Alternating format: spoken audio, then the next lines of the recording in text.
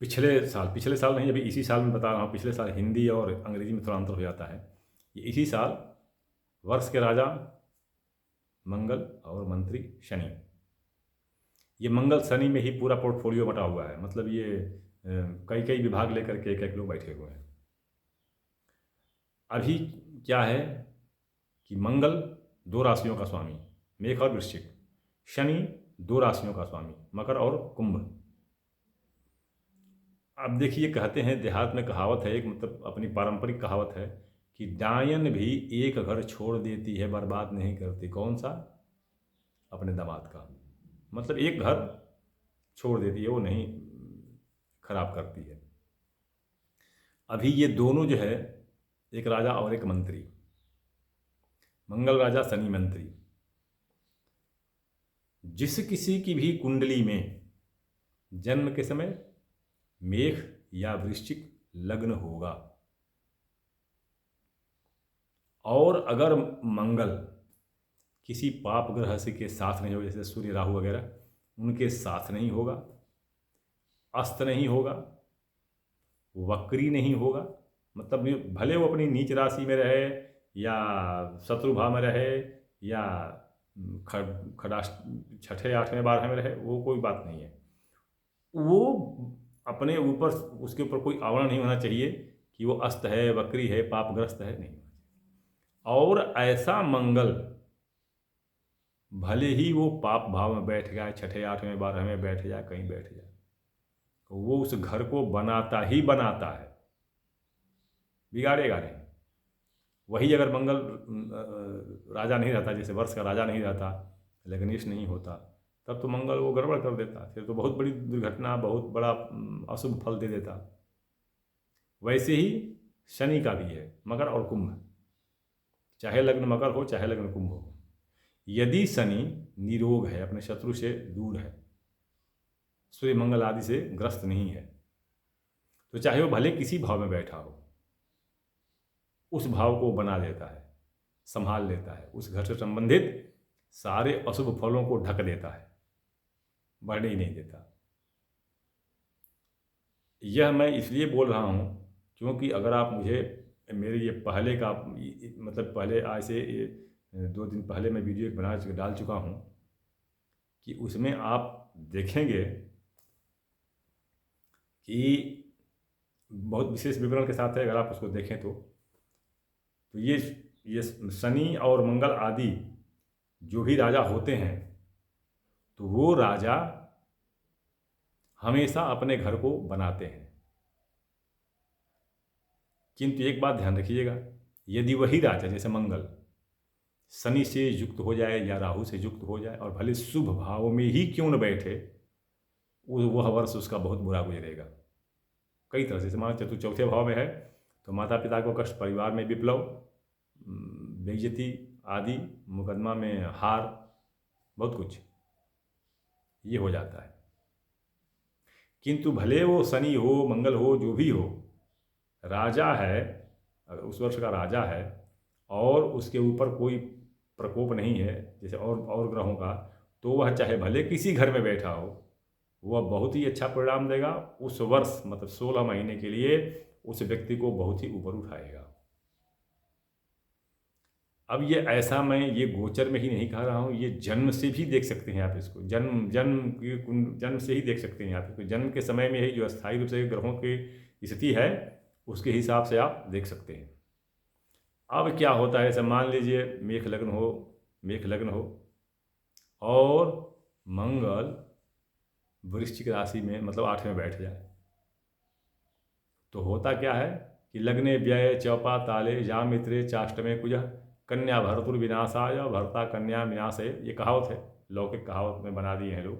ये कौन बनाया, आई संस्कृत लोग को मुझे खुद नहीं मालूम, लेकिन मैंने पढ़ा है इसलिए मुझे याद है, पढ़ लिया मैं, कि चौथे आठवें बारहवें आदि में अगर मंगल होता है तो वह प्रचंड मांगलिक कुंडली होती है, और अगर लड़की की कुंडली में हुई तो वह दूल्हे का नाश कर देती है, और दूल्हे की कुंडली में हुई तो लड़की का नाश कर देता है। ये इसका अर्थ है।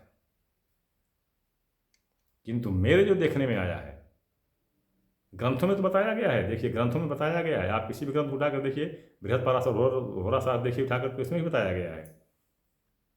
लेकिन प्रायः लोग कहते हैं कि यहाँ को तो 8 में हो गया मंगल, इसकी तो दिन दशा खराब हो गई।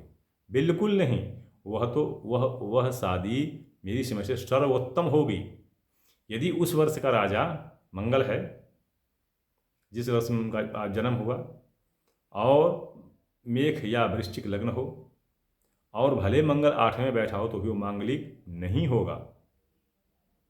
देखिए, केवल लगने से नहीं है, उसका उस वर्ष का वर्षेश भी होना चाहिए। अगर वर्षेश मंगल है और लग्न भाव में वही राशि हो, मेष राशि है, तो वह मांगलिक नहीं होगा, बल्कि इसके विपरीत उसका वैवाहिक जीवन अत्यंत सुखी होगा। और ये मेरे देखने में भी आ रहा है, ये एक आध की नहीं, ये कम से कम हजारों की बता रहा हूँ मैं, देखने में आया है कि आज 20-21 साल हो गए, उनका वैवाहिक जीवन बहुत आनंद के साथ सुखमय और बहुत विकसित रूप से चल रहा है। किंतु आज परंपरा में क्या हो गया है, ये 8 में मंगल है, ये तो मंगलिक हो गया, ये तो इसका जीवन, पारिवारिक जीवन, वैवाहिक जीवन सब कुंठित हो जाएगा, नरक बन जाएगा, बहुत दुख होगा, वगैरह वगैरह कह देते हैं लोग, जबकि ऐसा नहीं है। तो आप जो ये मंगली कुंडली आदि है जिसको आप निर्णित कर देते हैं, तो उसको ऐसे निर्णित मत कीजिए। आगे मैं इसमें एक चीज़ और बताऊं, जैसे मान लीजिए कि इस वर्ष का राजा मंगल और मंत्री शनि, अगले साल के राजा और मंत्री दोनों सूर्य होंगे, तो सूर्य तो एक राशि का स्वामी है, सिर्फ सिंह राशि का। तो इसको और बल प्राप्त है कि सूर्य यदि भले 6ठे 8वें 12वें ही क्यों न बैठे, यदि राहु मंगल शनि आदि से युक्त नहीं है, तो चाहे जिस किसी भी भाव में बैठे, उस भाव को बहुत ही उज्जवल कर देगा, बहुत ही धनी बना देगा, बहुत ही संगठित, बहुत ही पुष्ट बना देगा। शर्त यही है कि लग्न में मकर या कुंभ लग्न होनी चाहिए।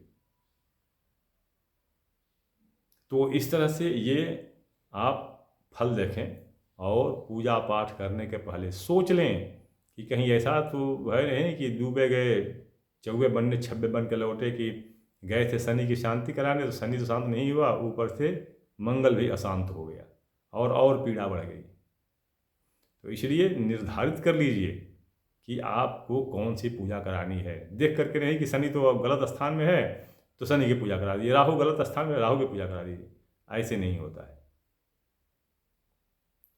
तो ये आप जो पूजा कराने जा रहे हैं, यंत्र धारण करने जा रहे हैं, जो कुछ भी करने जा रहे हैं, उसको विधि विधान पूर्वक सोच करके तब निकालिए। अन्यथा आपकी राशि में शनि बैठा है, किंतु वह शनि बहुत ही अच्छा हो जा रहा है, नीच होते हुए भी बहुत अच्छा परिणाम दे रहा है। शर्त ये है कि उस वर्ष का राजा वही है। तो शायद आप समझ गए होंगे कि ये फल में क्या अवतारतम्यता होती है। मैं कुछ जो कहते हैं इसको विशेष राशियाँ, मतलब विशेष राशियाँ वही 12 राशियाँ, 12 राशियों का मैं फलित अगले वीडियो में बनाते हुए शुरू करूँगा। 2024-25 मतलब अगले संवत का मैं बनाना शुरू करूँगा, क्योंकि सूर्य राजा हो गया है, सूर्य मंत्री हो गया है। तो जब ऐसी स्थिति आती है तो मैं वो सबका विवरण देता हूँ। अफसोस की बात यह है कि बहुत से लोग जो है कुछ देखते हैं कुंडली, फिर वीडियो देखते हैं, फिर बंद कर देते हैं कि बकवास है। चलिए कोई बात नहीं, उनके लिए अच्छा है उनके लिए।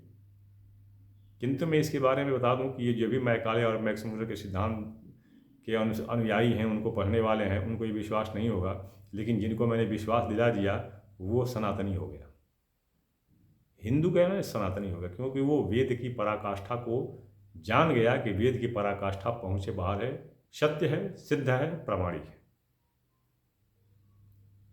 तो आप प्रतीक्षा कीजिए, मैं अगले वीडियो की मैं अगला वीडियो बना के आ रहा हूँ आपके पास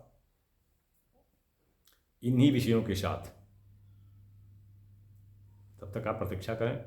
मैं पुनः बता दूं, मेरे व्हाट्सएप नंबर पर, मतलब जो 9889649352 है, उस पर आप अपना संदेश दे सकते हैं। लेकिन समस्या का संदेश विद्वता दिखाने के लिए और तर्क वितर्क करने, शास्त्रार्थ करने के लिए नहीं, क्योंकि इतना टाइम नहीं है, न मैं करता हूँ न मैं जानता हूँ। क्योंकि मैं न कोई शास्त्री हूँ जो शास्त्रार्थ हूँ, न आचार्य हूँ, न गुरु जी हूँ, न स्वामी जी हूँ, कुछ नहीं मेरे पास, कोई स्कूल नहीं, कोई संस्था नहीं, कोई संगठन नहीं, कुछ नहीं है। मैं सीधा सीधा फौजी आदमी ठहरा, वर्तमान में किसान हूँ बस। तो शास्त्रार्थ हमसे ना करें। यदि आपको आपकी समझ से मेरी बात अच्छी उचित लगती हो तो फिर तो आप देखें और क्या कहते हैं वो लाइक सब्सक्राइब करें, अन्यथा मत करें, कोई दिक्कत नहीं है।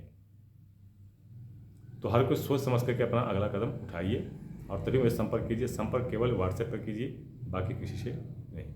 अगले वीडियो की प्रतीक्षा करें।